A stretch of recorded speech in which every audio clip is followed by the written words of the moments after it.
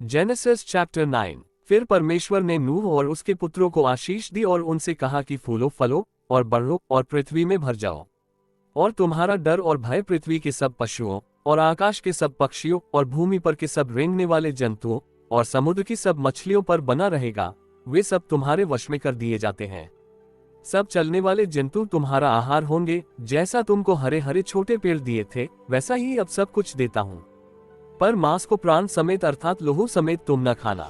और निश्चय मैं तुम्हारा लोहू अर्थात प्राण का पलटा लूंगा। सब पशुओं और मनुष्यों दोनों से मैं उसे लूंगा। मनुष्य के प्राण का पलटा मैं एक एक के भाई बंधु से लूंगा। जो कोई मनुष्य का लोहू बहाएगा, उसका लोहू मनुष्य ही से बहाया जाएगा, क्योंकि परमेश्वर ने मनुष्य को अपने ही स्वरूप के अनुसार बनाया है। और तुम तो फूलो फलो और बढ़ो और पृथ्वी में बहुत बच्चे जन्मा के उसमें भर जाओ। फिर परमेश्वर ने नूह और उसके पुत्रों से कहा, सुनो, मैं तुम्हारे साथ और तुम्हारे पश्चात जो तुम्हारा वंश होगा उसके साथ भी वाचा बांधता हूँ।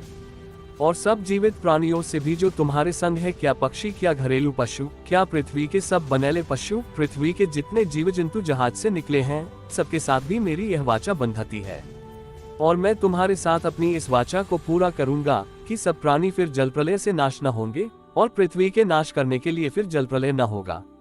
फिर परमेश्वर ने कहा, जो वाचा मैं तुम्हारे साथ और जितने जीवित प्राणी तुम्हारे संग हैं उन सब के साथ भी युग युग की पीढ़ियों के लिए बांधता हूँ, उसका ये चिन्ह है कि मैंने बादल में अपना धनुष रखा है। वह मेरे और पृथ्वी के बीच में वाचा का चिन्ह होगा।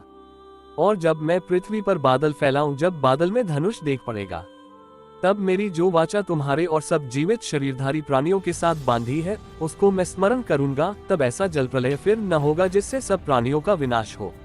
बादल में जो धनुष होगा, मैं उससे देख के ये सदा की वाचा स्मरण करूंगा जो परमेश्वर के और पृथ्वी पर के सब जीवित शरीरधारी प्राणियों के बीच बंधी है। फिर परमेश्वर ने नूह से कहा, जो वाचा मैंने पृथ्वी भर के सब प्राणियों के साथ बांधी है उसका चिन्ह यही है। नूह के जो पुत्र जहाज में से निकले वे शेम, हाम और येपेत थे। और हाम तो कनान का पिता हुआ। नूह के 3 पुत्र यही हैं और इनका वंश सारी पृथ्वी पर फैल गया।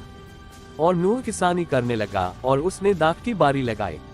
और वह दाख मधु पीकर मतवाला हुआ और अपने तंबू के भीतर नंगा हो गया। तब कनान के पिता हाम ने अपने पिता को नंगा देखा और बाहर आकर अपने दोनों भाइयों को बतला दिया।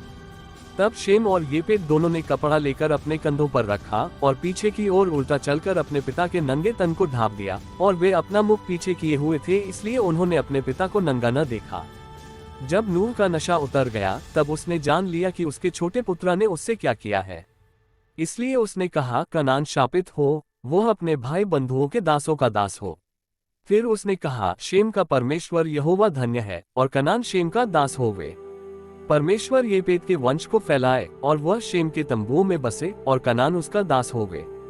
जल प्रलय के पश्चात नूह 350 वर्ष जीवित रहा और नूह की कुल अवस्था 950 वर्ष की हुई।